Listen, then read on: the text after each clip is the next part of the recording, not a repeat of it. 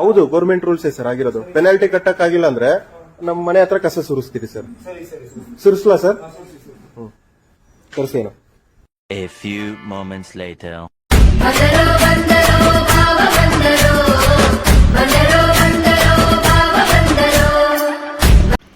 ನಮ್ಮ ಪಾಲನಜೋಗಳ್ಳಿ ಪರಿಸ್ಥಿತಿನೂ ಸದ್ಯಕ್ಕೆ ಇದೇ ಥರ ಆಗಿದೆ. ಯಾಕೆ ಅಂದರೆ ನೋಡಿ, ಇಲ್ಲಿ ಅರ್ಧ ರೋಡೇ ಮುಚ್ಚಾಕ್ಬಿಟ್ಟವ್ರೆ ಕಸ ಹಾಕಿ ಹಾಕಿ ಹಾಕಿ.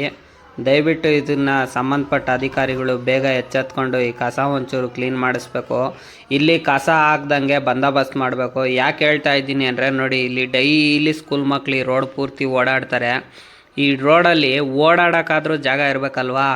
ನೋಡಿ, ಪ್ಯಾಂಪರ್ಸ್ಗಳು ಆಮೇಲೆ ಹೆಣ್ಮಕ್ಳದು ಅವೆಲ್ಲ ಹಾಕಿ ಹಾಕಿ ನೋಡಿ ಈ ಥರ ರೋಡು ಎಲ್ಲ ಗಬ್ಬೆ ಬರೆಸ್ಬಿಟ್ಟವ್ರೆ. ನಾಯಿಗಳು ಎಲ್ಲ ಬಂದು ಎಳೆದು ಎಲ್ಲರ ಮನೆ ಬಾಗಿಲಿಗೂ ತಗೊಂಡೋಗಿ ಹಾಕ್ತವೆ. ದಯವಿಟ್ಟು